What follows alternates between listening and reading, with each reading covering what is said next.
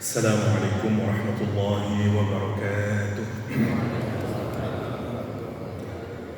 Alhamdulillah nahmaduhu wa nasta'inuhu wa nastaghfiruh wa na'udzu billahi min shururi anfusina wa sayyiati a'malina. May yahdihillahu fala mudilla lahu wa may yudlil fala hadiya lahu. Asyhadu an la ilaha illallah wahdahu la syarika lahu wa asyhadu anna Muhammadan 'abduhu wa rasuluh wa safiyyuhu wa khaliluhu addal amanah wa nasaha al-ummah wa jahada fi sabilihi haqqa jihadih. Ikhwan fillah rahimakumullah, karena kita hendak mengkaji satu surah ya. Kemarin seingat saya kita mulai dari ayat ke-10, tapi kita hendak memutuskan kita mengkaji mawon surah Al-A'raf, sehingga pertemuan kali ini mundur lagi ke belakang ya, ayat 1 sampai 10 karena belum kita bahas ya. Biar pertemuan berikutnya tinggal meneruskan ayat selanjutnya. Karena pertemuan kemarin tiba-tiba di ayat yang ke-10 ya, dari surah Al-A'raf hingga sampai taktiknya setan kemarin.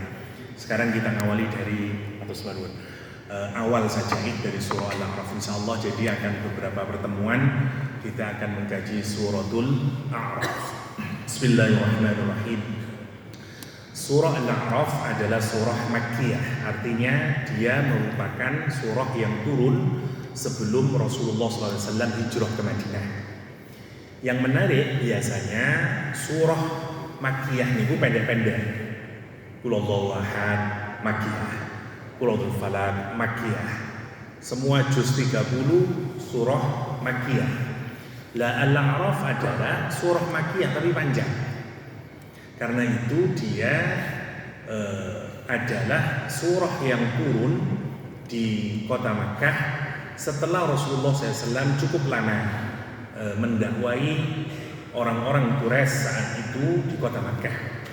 Jadi ini hampir mirip dengan surah Ar-Rahman yang juga merupakan surah Makkiyah, tapi turunnya kira-kira kalau kita membagi periode Mekah menjadi 3 bagian, dia turun di bagian ketiga dari kota Mekah. Kalau kita bagi 13 tahun itu menjadi 3 bagian, ya kira-kira tahun ke-10 ke belakang atau 9 ke belakang surah ini.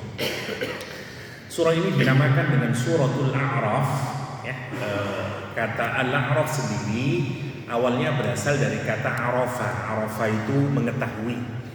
Karena itu pengetahuan, bahasa Arabnya ma'rifat ya.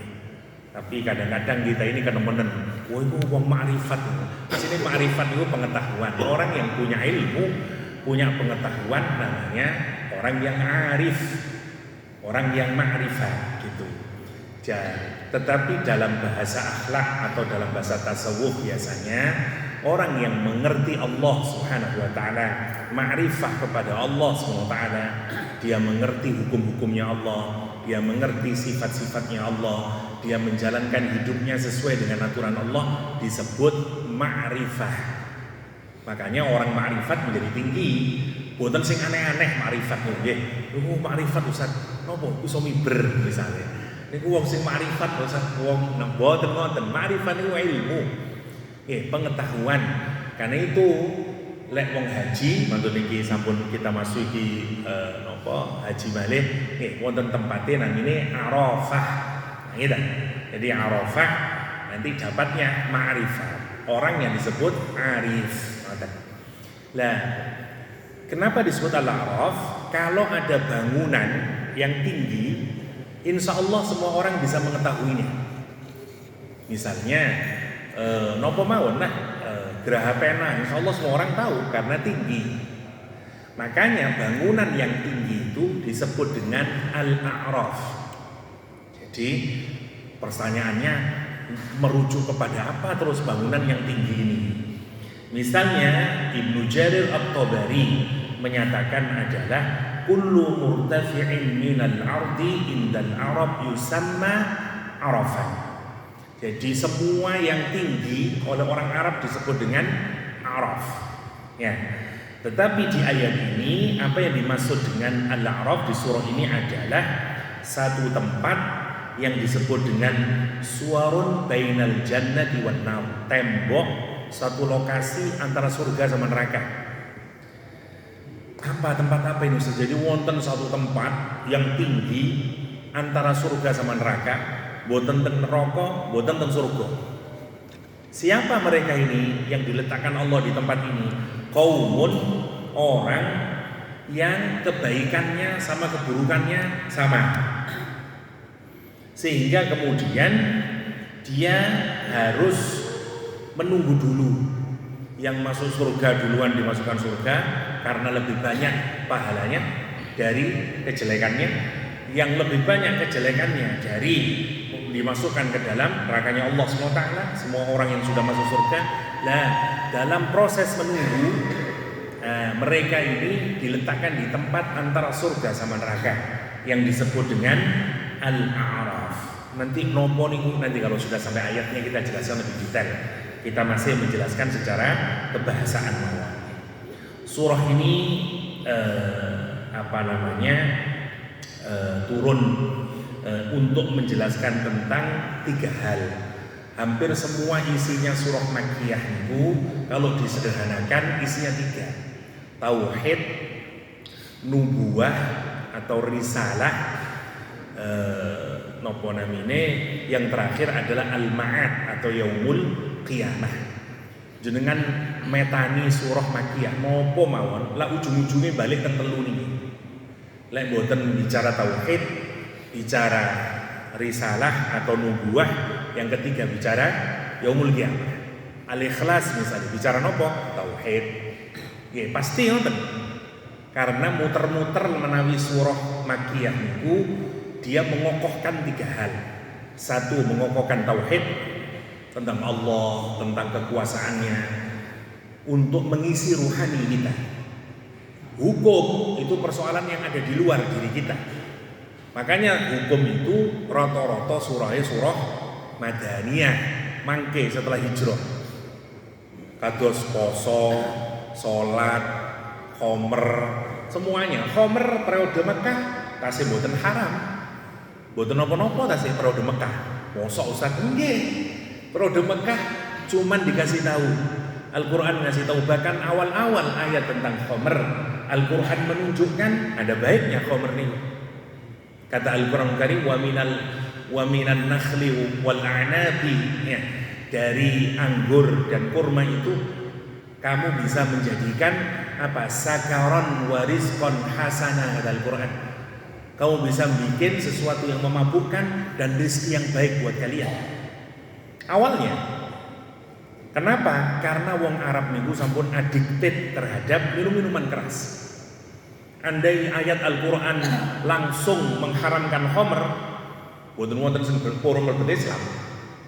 Karena sampun, nah makanya ayatnya pelan-pelan turunnya nih.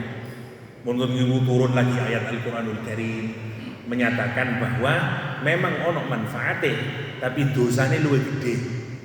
Wa ismuhuma akbaru min naf'ihima.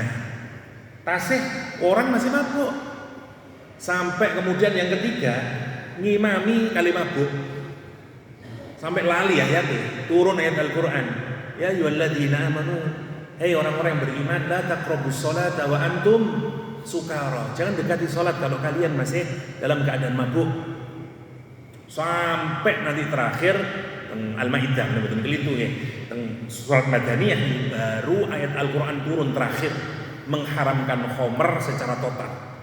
Innamal khomru wal maisiru ila akhirihi rijsun min amalish syaiton fajtanibuh. Dia adalah amal yang sangat keji, perbuatannya setan, jauhilah. Para sahabat yang di rumahnya masih punya minum-minuman keras, dia keluarkan dari rumahnya, ditumpahkan di jalan-jalan di Madinah. Ngoten maksudnya. Kenapa? Karena hukum-hukum niku harus diawali dari benahi hati dulu. Kalau hati ini mboten berubah, kita memerintahkan satu hukum mboten matching. Seperti anak-anak kita disuruh sholat niku lho. Sholat oleh mboten seneng karena atine kali perbuatane mboten matching. Kenapa sih ajaran awal dalam agama ini tentang tauhid? Karena itu yang akan mengokohkan batin kita. kita menyadari siapa Allah, kenapa saya harus ibadah kepada Allah, kenapa saya harus sholat, kenapa harus saya taat kepada Allah, kenapa saya harus dan seterusnya. Di mana digemblengnya Makkiyah. Tapi nggih pun kados Islam NII, jadi kita ini belum punya negara, jadi periode kita ini masih periode Makkiyah, karena itu belum wajib sholat.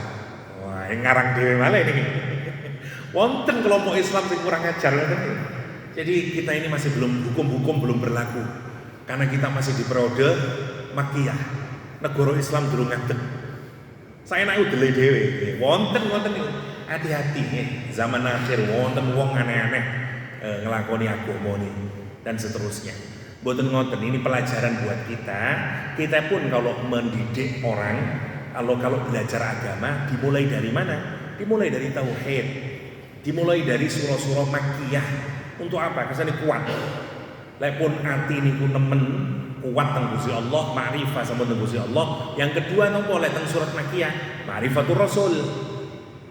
Faham tentang Nabi, sapa iku Nabi, tugasnya apa, sikap kita terhadap Nabi kayak apa.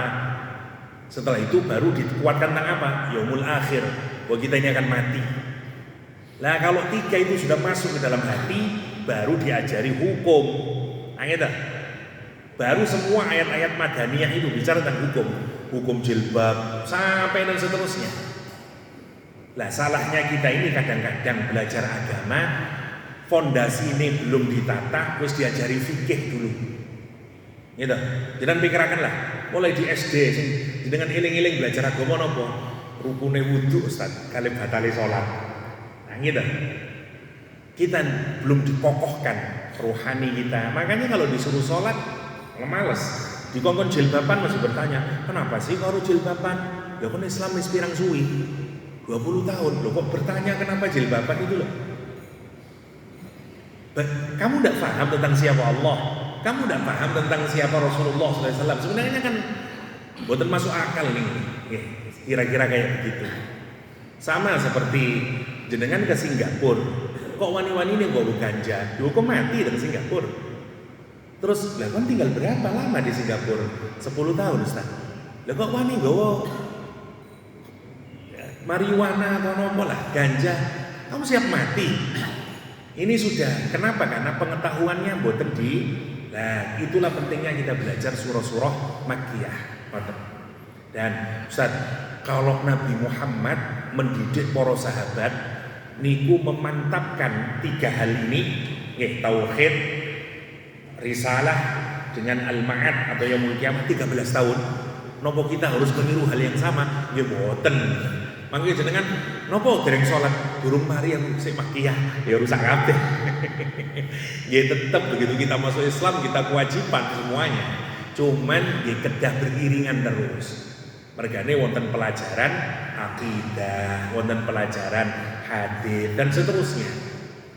Nah, baru nanti kali hukum sehingga berjalan beriringan. Kira-kira wonten ya. Niku pentingnya surah Makkiyah. Nah, kita tentu saja topik kita nanti akan lepas dari tiga bahasan utama ini, yaitu masalah tauhid, risalah dan al-ma'ad atau yaumul qiyamah. Mari kita mulai. Bismillahirrahmanirrahim. Alif lam mim shad. Ayat ini boten wonten yang mengetahui maknanya kecuali Allah Subhanahu wa taala. Pertanyaannya, kenapa kok boten wonten sing ngertos? Karena dia termasuk ayat-ayat yang mutasyabihat, yang tidak diketahui maknanya kecuali oleh Allah Subhanahu wa taala sendiri. Bahkan Rasulullah SAW tidak memberitahukan kepada kita makna asli hakiki dari ayat ini. Seperti Yasin, seperti Toha, seperti Alif Lam Mim, seperti Kaf Ha Ya Ain Sin Qaf, seperti Alif Lam Mim Shad di ayat ini. Pertanyaan kedua, kalau tidak diketahui, kenapa kok menjadi ayat? Katanya ayat itu tanda kekuasaan Allah. Lah kalau saya tidak paham, gimana saya bisa mengambil manfaatnya? Guru yang baik tidak akan mengajarkan sesuatu yang selamanya murid tidak akan paham. Murid kula SD, saya ajari, lihat ya, apa misalnya kula ajari nopo lah. Niki jadi energi itu gini-gini kelas 1 SD, urung nopo tidak paham, gitu. Apakah saya akan meneruskan mengajar? Boten. Karena saya akan berbicara sesuai dengan apa yang dipahami. Nah, sekarang masalahnya adalah kalau ada ayat yang sampai yaumul kiamah gak akan ada satupun orang yang bisa paham. Masalahnya kenapa kok dibikin ayat? Alif Lam Mim Shad Yasin ya. Sampai kula nate muji lare-lare badhe mlebu UIN itu lucu-lucu nih. Mungkin ngajine rumiyin derek mantun nggih. Dadi ngaji napa Hamim niku hama. Mboten Hamim, hama. Masyaallah lah itu. Pas Yasin kula wedi kok diwaca yes. Mboten Yasin dadi yes. Masyaallah ya. Ngeten. Nomor 1, kenapa meskipun tidak ada yang tahu artinya kok tetap jadi ayat? Nomor 1, ini harus seakan-akan Allah ngasih tahu kepada kita bahwa tidak mengetahui dari ilmunya Allah SWT ini mboten napa-napa. Jangan sok tahu dengan semua ilmunya Allah SWT. Al-Quran itu kalamullah. Jadi kalau pertama yang harus kita sadari adalah saya ini tidak tahu apa-apa. Dan bahkan kalau saya tidak dikasih tahu oleh Allah, ya saya tidak tahu. Karena Allah Al-Alim. Kula tanglet, jenengan sumerap sedoyo iwak teng jero segara. Lah mboten to. Lah mboten napa-napa to, mboten ngertos. Misalnya jenengan ngertos napa lah teng donya niki. Kita enggak tahu Mars iku kaya apa, Pluto iku kaya apa, kita juga enggak tahu. Nggih mboten napa-napa. Niku semuanya adalah makhluknya Allah SWT. Karena kita enggak tahu, kita ini kemudian merasa mboten gumedhe, nang gitu. Siapa saja yang belum tahu, dia tidak akan merasa sok. Lah berhadapan dengan Al-Qur'anul Karim, yang pertama seakan-akan Allah ngasih nopo informasi kepada kita nih, ojo gumedhe kali Quran. Kau nggak ngerti apa-apa, bare ngoten. Tunduklah kepada kalamullah. Kamu kalau tidak dikasih tahu oleh Allah, ya nggak akan tahu. Karena itu sikap kita terhadap Al-Quran adalah sing tawaddu, sing tadarru, sing seperti gelas kosong yang siap diisi oleh Al-Quranul Karim. Karena itu Alif Lam Mim Shad yang pertama mengajarkan cara kita berinteraksi dengan Al-Quran. Kersane nopo? Kersane tawaddu. Boten gumedhe. Ya, nomor 1. Nomor 2, Alif Lam Mim Shad kata para ulama dipakai sebagai tantangan. Karena banyak orang-orang Arab menyatakan Quran itu bikinannya Nabi Muhammad.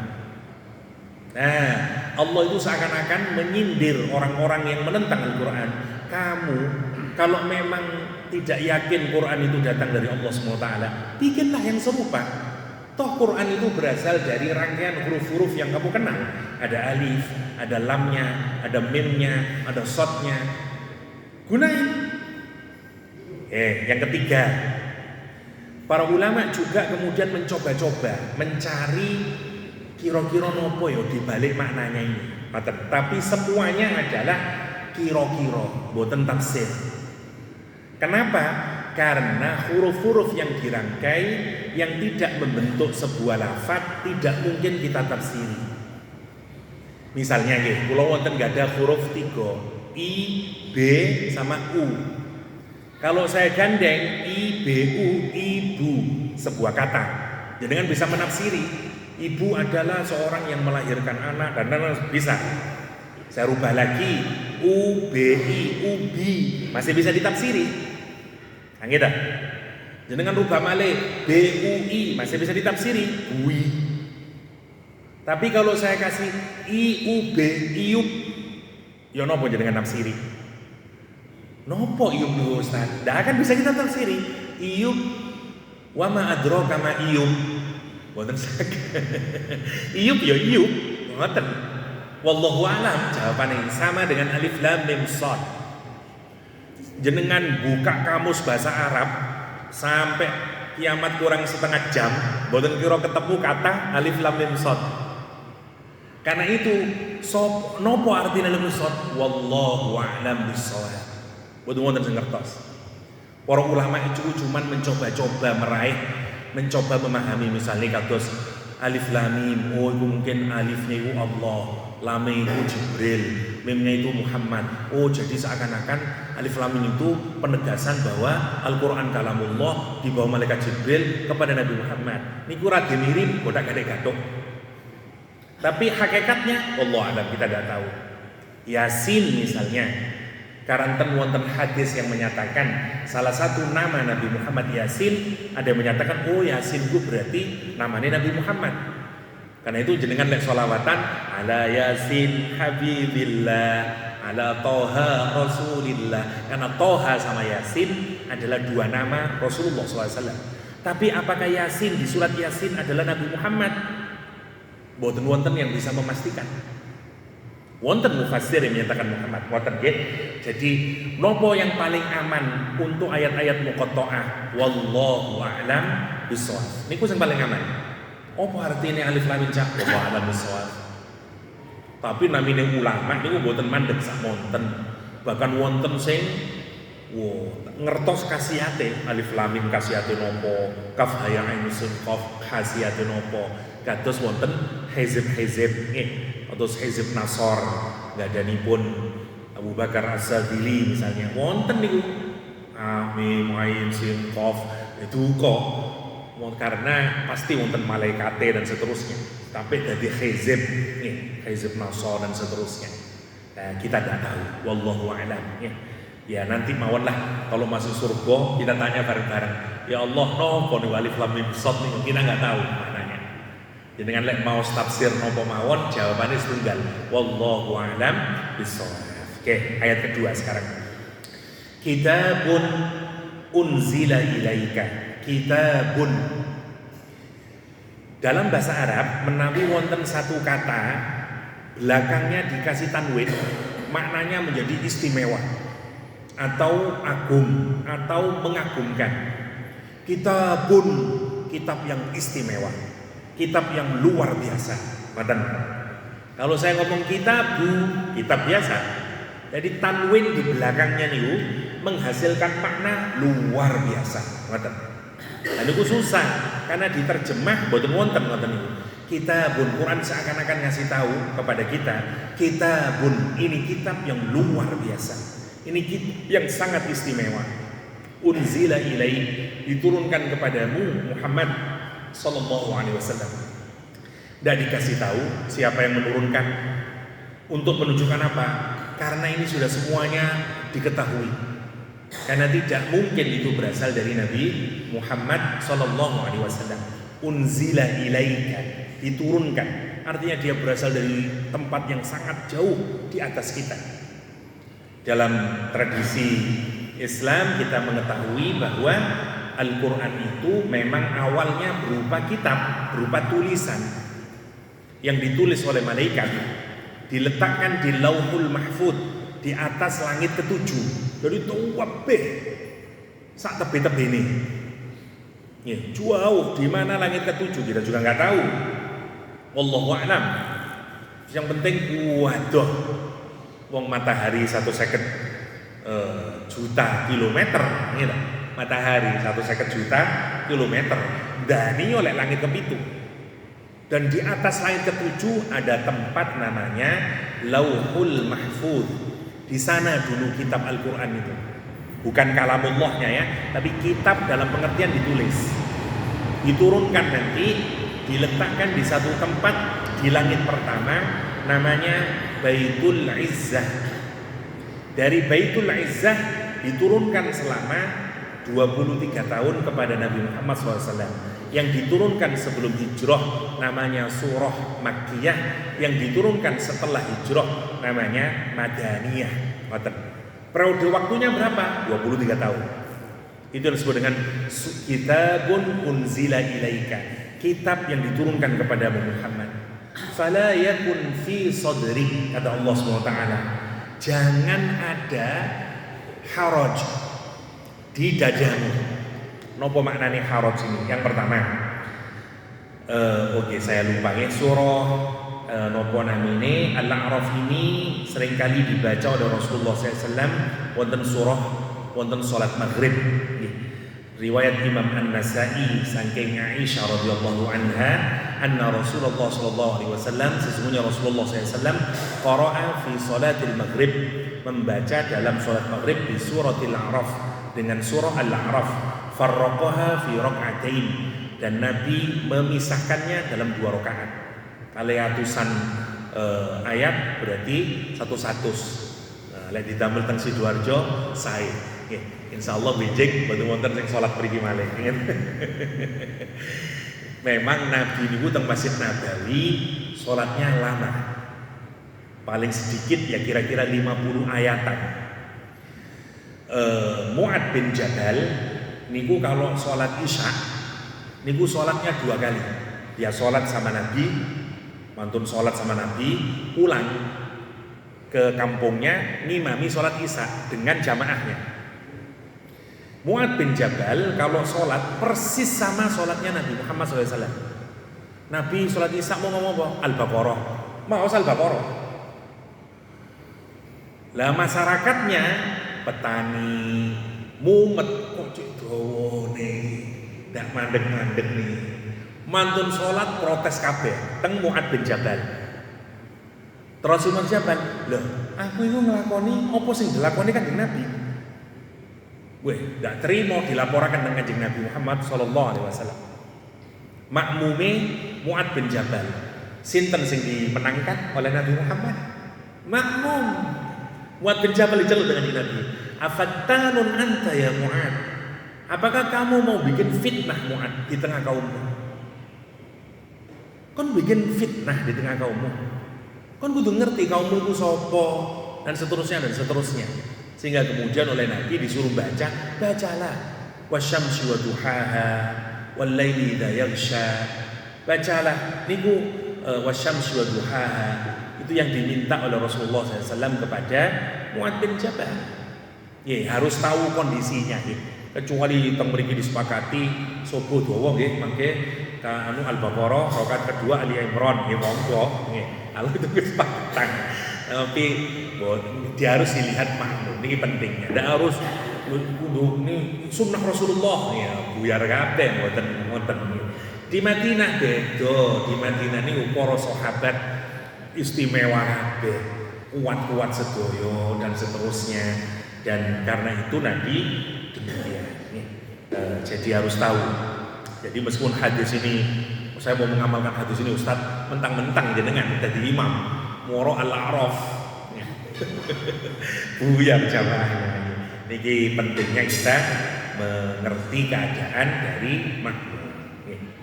Napa malih nek masjid wonten airport wonten niku kadang-kadang wonten imam suwi padahal ketinggalan pesawate dan seterusnya.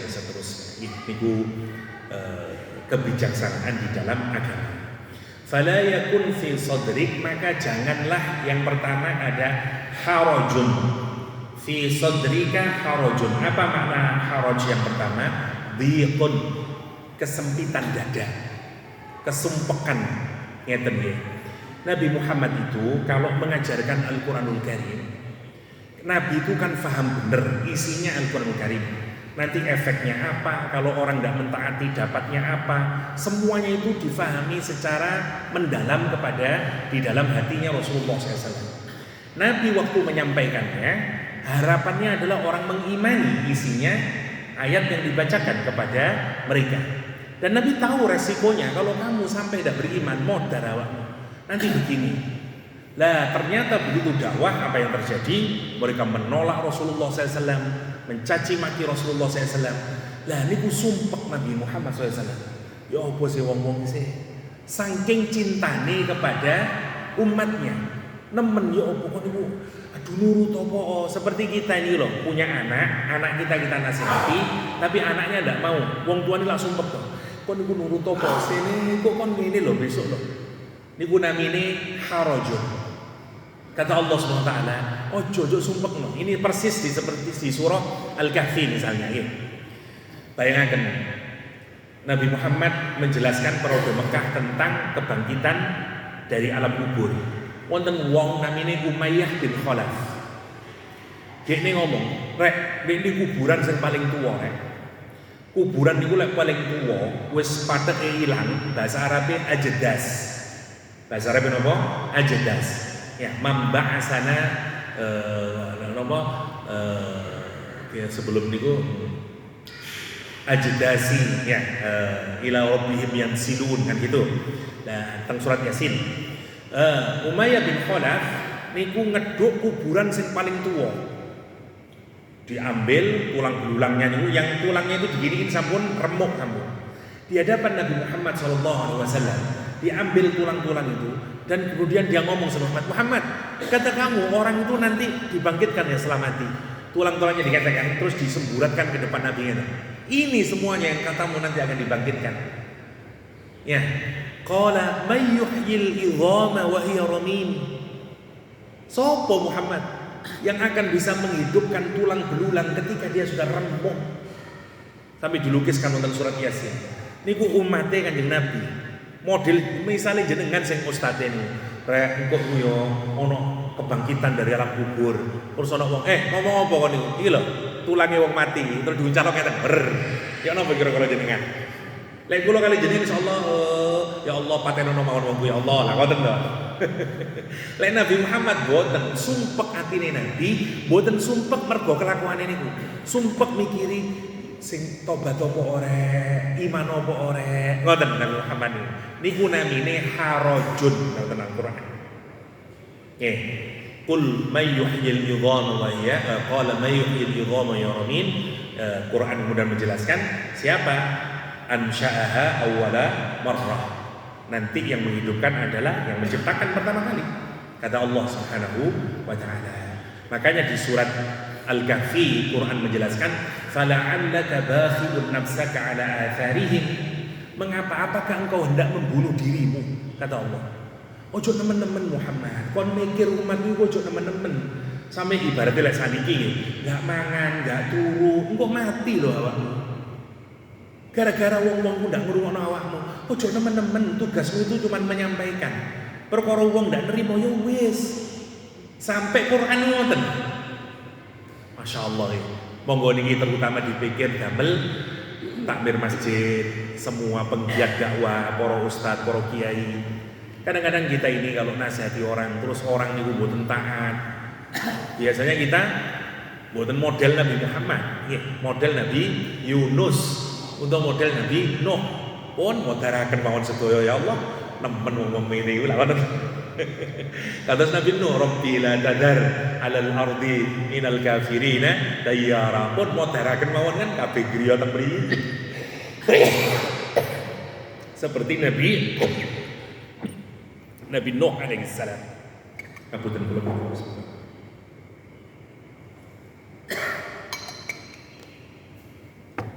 Rasulullah sallallahu alaihi wasallam boten. Rasul niku haraj. Sampai Allah SAW menyatakan fala yakun fi sadrika harajun. Ojo sumpek dodomu. Saking nemen nggih Rasulullah SAW. Itu yang kita pikirkan terus, begitu cintanya Rasulullah SAW kepada umatnya nih. Sampai dalam hadis kata Rasulullah itu, perumpamaanku dengan ilmu dan hidayah yang aku bawa dengan orang itu seperti seorang yang menghidupkan api. Wis tak uripno api ini, wis terus saya berusaha orang menjauhkan dari api. Ternyata masih banyak laron-laron, hewan-hewan kecil yang berusaha masuk ke dalam api. Dan kata Rasulullah, aku cekeli sabukmu itu, karena kita sendiri yang hendak masuk ke dalam neraka. Wa ana akhidu, kata Rasulullah, tak cekel sabukmu itu agar kamu menjauhkan dari nerakanya Allah Subhanahu wa taala. Iku namine hawas. Karena itu kenapa sih kita ini banyak hutangnya sama Nabi Muhammad? Karena itu saking baiknya Rasulullah. Yani kuna mine harus fala yakun fi sadrika harajun minhu litungdhira bihi wa dzikra lil mu'minin. Untuk apa terus Al-Qur'an itu fungsinya wonten kalih teng ayat ini nomor 1 litungdhira, untuk ngasih peringatan. Kepada siapa? Yang tidak percaya sama Al-Quran, yang menolak Al-Quran. Fungsinya Quran adalah sebagai inzar, sebagai nadhir, kasih peringatan. Kamu kalau kayak begini nanti begini, kamu kalau kayak begini dan seterusnya. Powerful Quran itu. Kados konten niku wa dzikra lil mukminin, bagi orang yang beriman. Quran didamel napa? Dadi pengeling, dadi peringatan buat kita. Kersane napa? Kersane lek wayahe kadang futur, wayahe kadang napa namine lagi males-malesan. Nah, Quran itu kita gunakan sebagai pengingat kita sehingga kita ini mboten jauh-jauh dari Allah Subhanahu wa taala. Nggih, wonten kisah menarik nih. Dengan ngertos Fudail bin Iyad. Fudail bin Iyad itu perampok dulu, maling ngoten lah. Tobate gara-gara waktu badhe ngerampok jerone omahe ngaji. Ngaji nih ayat Al-Qur'an, alam ya'ni lil ladzina amanu an takhsha'a qulubuhum li dzikrillahi wa ma nazala minal haqq. Tidakkah datang waktunya untuk mereka yang mengaku beriman kepada Allah dan beriman kepada Al-Quranul Karim, hatinya tunduk patuh kepada Allah SWT. Wis durung tutuk ta waktune. Ngrungokno ayat iku tobat Fudail bin Iyad. Lah yang menarik, Fudail bin Iyad ini enggak ada anak. Namanya Ali bin Fudail bin Iyad. Ali ini mendapat julukan Qatilul Quran, wong sing mati gara-gara nadaburi Quran. Coba bayangkan. Jadi wonten teng sejarah Islam itu wong mati gara-gara ngrenungno isine Al-Qur'anul Karim. Saking mulyane wong iki nggih, sampai dikenal dengan nama julukan Qatilul Quran, orang yang terbunuh karena Al-Qur'anul Karim. Kan gelar macam-macam, wonten Ghazilul Malaikah, wong sing diadusi malaikat, para sahabat Kanjeng Nabi. Lah niki Qatilul Quran. Ya napa ceritane? Bapake sing kados ngoten niku anake niki mboten kiyat menawi wonten ayat-ayat tentang azab, tentang neraka niku mboten kiyat. Makanya menawi salat teng masjid, imamnya itu ndak akan membaca ayat-ayat tentang neraka. Lek ono Ali bin Fudail. Soale lek teng jero salat, Ali niku maca ayat ngoten mboten kiyat ya, Mbak. Iso pingsan. Saking nepeni. Lah, bapak ini ku sing ngimami masjid namanya Fudail bin Iyad ini. Suatu hari ya pada salat kan biasanya ada sawu fakum ditontok anake kok gak ono, aman berarti. Pun ngadep salat, maos ayat-ayat tentang neraka. Tan yaumul kiamah. Ternyata anake masbuk mau sing wudu kan apa salat teng wingkinge abane ini. Sing diwaos ayat Al-Qur'an Karim wonten surah Az-Zumar. Walau anna lil ladzina zalamu, dan sesungguhnya jikalau orang-orang sing zalim sing kathah perbuatan maksiat, ma fil ardi jami'a wa mithlahu ma'ahu, kalau dia memiliki semua kekayaan yang ada di dunia ini terus ditambah yang semisalnya lagi, artinya dia memiliki 2 kali kekayaan yang ada di seluruh dunia ini, kabeh donya ini miliknya dia, terus dikasih lagi 1 dunia lagi, dia punya 2. Kata Allah SWT, laftadau bihi min su'il adab, dia akan menjadikan fidah, menebus dirinya agar tidak masuk ke nerakanya Allah SWT dengan cara begini, PNKB sedoyo PN. Iku lho aku duwe dhuwit saene iki, wis PN. Di ayat yang lain, mil'ul ardi dhahaban. Kalau dia punya segunung, sebumi emas diberikan, wis ambilkan. Yang penting lepaskan saya dari adab nerakanya Allah SWT. Nggih. Lah ayat ini dibaca oleh Bapak Imam Ali bin Fudail bin Iyad, ada di belakangnya. Walau anna lil ladzina zalamu ma fil ardi jami'an wa mithluhu ma'a laftadaw bihi min su'il 'adab yaumal qiyamah. Gemeter piyambake, sujud lugur, pingsan, wafat. Karena itu dikenal dengan Qatilul Quran. disempurnakan Allah SWT wafate saat sholat lan saat mirengaken ayate Gusti Allah SWT. Nggih, niki masyaallah nggih. Niku dzikra lil mukminin. Quran niku jadi dzikra. Jadi pengingat buat kita. Lek ati niki atos, hati niku nopo, dadi pengeling dengan Quranul Karim. Itulah fungsi Al-Quranul Karim. Buat orang yang tidak percaya dia jadi peringatan. Buat orang yang percaya Quran menjadi pengingat kita. Pengingat kita. Masya Allah nih. Ibu kula meninggal 8 hari yang lalu. Masya Allah nih. Hilang ingatannya karena serangan jantung. Tapi alhamdulillah hari ketiga sampun kembali lagi, kecuali baca boten eling. Tapi yang diingat ya cuman sing dipikir ini, mana kebiasaannya orang itu ngoten. Karena kebiasaannya piambake zikir kali maos Quran, sing dipikir iku tok pun. Tak turu kali tilem la ilaha illallah, la ilaha illallah, tangi salat wis ngoten tok sing dipikir. Masyaallah kalau kita pikirkan. Kulo sebagai anaknya malu nih. Saya ini kalau mati kayak apa nanti? Nonton wong zaman biyen 84 tahun niku saya. Masya Allah nggih. Saiki sing diomongin Allah illallah sampai nazaknya dalam megap-megap karanten saturasi ini sampun 80-an illallah la ilaha illallah sampai ngoten nggih kan seperti kebiasaannya. Masya Allah kalau kita pikirkan niku Quran kula Buddha waqiah tasih eling ta Bu ya apa awale idza waqa'atil waqi'ah mboten mandeg pun idza waqa'atil waqi'ah laisa liwaqa'atiha. Masya Allah orang kalau punya ingatan akan Al-Quranul Karim. Wonten kitab kecil namanya Al-Khauf min Su'il Khatimah. Wonten kitab kecil judulnya Takut Su'ul Khatimah. Wonten cerita teng Mesir, wong seneng musik. Uripe ku nyanyi, tok wis kono senenge yang agama lah gampangane. Waktu nazar ditalkin teng tiang-tiang itu la ilaha illallah. Kata dia, lo pokok ngomong la ilallah itu ngomong ini loh hal ra'al hubbu sukara kata dia. Kalau mau seng kitab nih Masya Allah wonten nyanyian teng Arab terkenal nih hal ra'al hubbu sukara kan wonten. Jadi dikengken la ilaha illallah sing medal akhir kematiannya hal ra'al hubbu sukara mati ya Bu. Masya Allah coba bayangkan.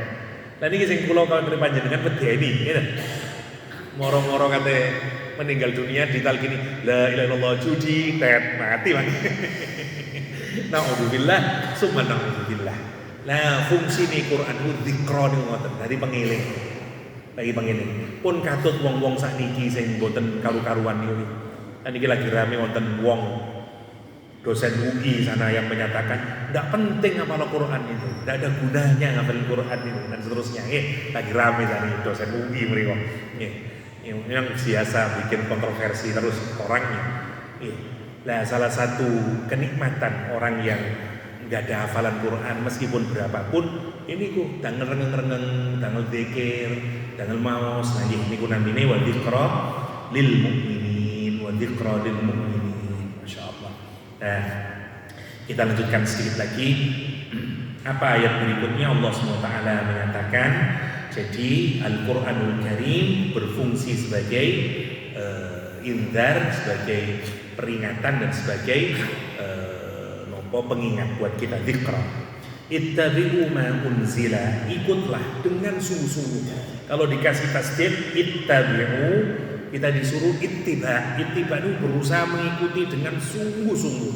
Kata Allah SWT, ikutlah dengan sungguh-sungguh. Ma unzila ilaikum, apa yang diturunkan Allah kepada kalian.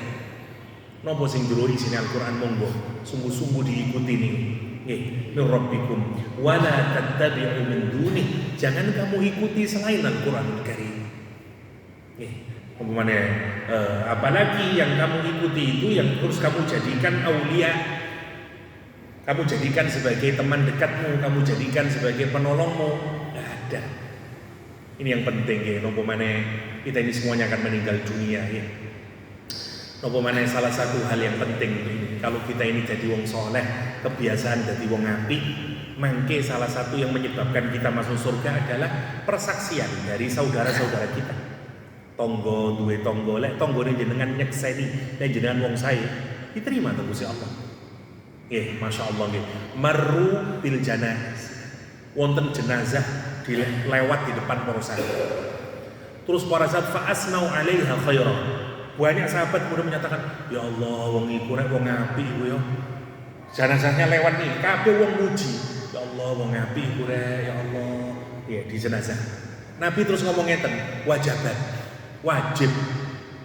Wonten jenazah malih. Para sahabat terus, "Oh, wong iku ya Allah." Ibaratnya lek wong Sidoarjo tumpes wis yo matek wis kapok kon. Ya diomongno eleke wong iki. Nabi terus ngomong napa? Wajibat. Terus Kanjeng Nabi. Umar bin Khattab terus tanglet teng Kanjeng Nabi. "Wa ma wajibat ya Rasulullah?" Napa jenengan kok ngomong wajib napa ya Rasulullah? Napa terus Kanjeng Nabi? Omongane wong-wong mau iku ceng jenazah, lek iki jenazah apik mewajibkan wong iku entuk surgane Gusti Allah. Persaksiane wong-wong iku mau, lek ngomong jenazah iki elek, mewajibkan wong iku mlebu neraka ning Gusti Allah. Kenapa? Krana menungso iku syuhada Allah fil ard. Dia saksinya Allah wonten muka bumi. Itulah kenapa lek ten tradisi masyarakat ya terutama ten Nahdlatul Ulama lek pun nyolati biasanya wonten isyhad nggih wonten tahsinul mayyit. Tapi niku kedah jujur kadang-kadang wong wis ndang diusung. Biasa lah wonten kula nedhi persaksian nggih mayit niki saena mboten sing mburi napa arek-arek. Saya. Tapi mboten jujur niku. Wong cuman kaya Allahumma sholli ala Muhammad, Allahumma sholli alaihi mboten tok. Niku lek jujur wong temenan niku manfaat demi mayit. Kene lah kejujuran niku mboten saged diakal-akali. Jenengan lek wong dadi wong sae, nanti tangga-tangga lak iso saksian. Kula mboten kula nyakseni tiyang niki tiyang sae Ustaz. Kula nyakseni panjenengan niki tiyang sae Ustaz. Lah ngoten to. Lah niku pentinge kita ini beramal saleh. Nanti lek tangga niku nyakseni, itu yang nanti akan memberikan salah satu kesaenan niku. Niku namine tahsinul mayyit atau biasanya dikenal dengan isyhad, ngasih persaksian. Lah salah satu caranya nopo? Ya monggo ngikuti nopo wonten jerone Al-Qur'anul Karim. Kalau ndak apa yang terjadi kata Al-Qur'anul Karim, wa kam dan berapa banyak min qaryatin dari negeri-negeri ahlaknaha yang Allah tetapkan kehancurannya. Faja'aha ba'suna maka kemudian datang kepadanya kehancurannya. Muwur bayatan di malam hari auhum qailun atau saat mereka sedang tidur di siang hari. Kita lihat ya kehancurannya kaum 'Ad, kaum Samud dan seterusnya. Allah hancurkan semuanya. Orang yang tidak taat dengan aturan Allah Subhanahu wa taala semuanya dihancurkan oleh Allah Subhanahu wa taala. Masya Allah nih. Kapan? Saat mereka enak-enak tidur, sebagaimana di surat Al-Qalam, semua dihancurkan pertaniannya. Au qailun atau saat dia sedang qailulah, sedang tidur di malam hari, di siang hari, terus kemudian meninggal dia. Masya Allah. Ya, ini azabnya Allah. Saya pungkasi dengan satu kisah tentang qailulah nih, turu siang. Rasulullah SAW ngadakan perang, namanya perang Dzatur Riqa. Perang melawan suku-suku Arab yang ada di sekitaran Madinah, karena dia mau menyerang Madinah. Saat itu kendaraan boten kathah, sehingga saking setidike kendaraan, satu unta dinaiki oleh 9 orang. Bayangkan, gantian loro munggah, pitu melaku, munggah maneh melaku. Saking jauhnya perjalanan dan beratnya daratan itu, hampir semua kakinya sahabat berdarah-darah. Wonten sing kukune cepot dan seterusnya lah. Sehingga mereka itu menyobek kainnya dipakai untuk mengikat kakinya. Ya, makanya disebut dengan Dzatur Riqa. Ya, perang sobekan kainnya. Singkat cerita bergerak musuhne wedi. Mulai musuhne pulanglah Rasulullah ke Madinah. Pas terik siang hari, Rasul memutuskan kita istirahat sebentar, qailulah. Pun qailulah kabeh mencari tempat wonten wit lek saniki wit semurah lek teng hadis teng Riyadhus Shalihin wonten cerita niki nggih. Wonten lek saniki pohon akasia sing paling rindang. Para sahabat ngeten, ya Rasulullah, jenengan istirahat teng mriku mawon. Nabi istirahat. Pedangnya digantungkan di dahan pohon, Nabi istirahat.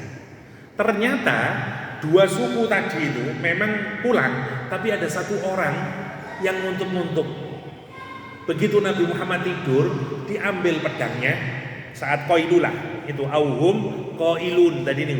Saat qailulah diambil pedangnya, terus diletakkan di lehernya Nabi ini sambil dia berkata, takhafuni, takutlah kamu hei Muhammad sama saya. Nabi Muhammad terbuka matanya dan kemudian orang ini berkata, mayyamna'uka minni, siapa yang akan mencegahmu dariku? Sopo saiki sing iso nolong awakmu Muhammad? Aku tak pateni awakmu. Pedang teng mriki lho niki. Nabi Muhammad SAW kemudian mengucapkan lafal Allah 3 kali. Allah, Allah, Allah, lobur pedangnya. Dijepik pedangnya Kanjeng Nabi, ganti sakniki. Pedangnya didelek teng lehere wong niki. Kata Rasulullah SAW, mayyamna'uka minni, diulang kalimatnya. Siapa yang mencegahmu dariku sekarang? Begitu dia bilang apa? Kun khaira akhidin, kun khaira akhidin. Jadilah engkau orang yang terbaik dalam memberikan hukuman, dalam mengambilku Muhammad. Maksudnya lah bahasa saiki, please sepurono Muhammad, sepurono Muhammad. Muhammad terus ngomong ngeten. Kon iman yang pangeran. Iman lek aku utusan Gusti Allah. Kinten-kinten. Lek kula kali jenengan sing dadi pesakitan tadi. Lah mesti nggih kula percaya lah ngoten to. Ning wong iki kurang ajar bener. Pun pedang teng mriki terus ditanglet di tengah Kanjeng Nabi. Apakah kamu bersaksi tidak ada Tuhan selain Allah dan saya adalah Rasulullah? Dia bilang apa? Lah, tidak ya Muhammad. Terus dia bilang apa? Tapi saya berjanji tidak akan pernah memerangimu dan satu kampungku juga saya jamin tidak akan pernah memerangimu. Please lepaskan saya Rasulullah. Dilepaskan terus Rasulullah SAW. Nabi buka para sahabate, rek celun kabeh yo, iki wong sing kate mateni aku mau. Saiki bebas arek iki tak bebas. Imam Nawawi menggunakan hadis ini sebagai salah satu contoh orang yang hatinya raqiq, yang hatinya lembut. Terus Kanjeng Nabi, wong sing mlebu surga niku atine wonge kaya atine manuk. Terus Kanjeng Nabi, yadkhulul jannata aqwamun afidatuhum afidatut thair. Atine wong sing mlebu surga iku kaya atine manuk. Salah satu maknane atine manuk niku jenengan nek ningali manuk miber tekan dindi nyolong parine jenengan mulai ngei panganan teng anake, lembut kasih sayangi. Nah, Imam Nawawi gunain hadis ini sebagai gambaran dari nopo lembute atine Gusti Kanjeng Nabi Muhammad SAW. Jangan bayangkan, jenengan ono musuh, ngei pedang teng mriki, terus ganti jenengan saiki, terus sporan nah misalnya ini ganti caruk terus jenengan, yo wis tak sepuro. Insyaallah mau sak Sidoarjo kon gendeng ta. Wong kate mateni awakmu kok mbok sepuro lawat to. Niku saking ngomong, saking lembute atine Rasulullah sallallahu alaihi wasallam. Oke, masih 3 ayat ini insyaallah kita lanjutkan di pertemuan mendatang. Pelan-pelan mawon boten nopo-nopo asalkan insyaallah ada nopo hikmah yang bisa kita ambil dan jadi rengeng-rengeng. Syukur-syukur purun ngapalaken surah Al-A'raf. Panjang Ustaz, nggih mboten panjang-panjang, 3 ayat. Mangke bulan ngarep 3 ayat malih. Lama-lama lumayan lah. Alif Lam Mim Shad. Wah, jenengan ngimami bojo kali yugane Allahu Akbar, tiba-tiba Alif Lam Mim Shad, bojone langsung. Wah, kok keren malah bojo bilang. Oke, tapi boten niat niku nggih, kita niat semoga apa yang kita pelajari dari Al-Qur'an itu bisa menjadi peringatan buat kita, jadi pengiling buat kita agar kita semakin jadi baik dan kemudian kelak semuanya meninggal dalam keadaan husnul khatimah min Allahumma amin. Demikian yang saya kula sampaikan, mugi-mugi wonten manfaatipun dan Allah yang majma'in. Wassallallahu ala nabiyina Muhammadin wa alihi wa sahbihi wasallam wa akhiru da'wana alhamdulillahi rabbil alamin. Subhanakallahumma wa bihamdik asyhadu an la ilaha illa anta astaghfiruka wa atubu ilaik. Assalamualaikum warahmatullahi wabarakatuh.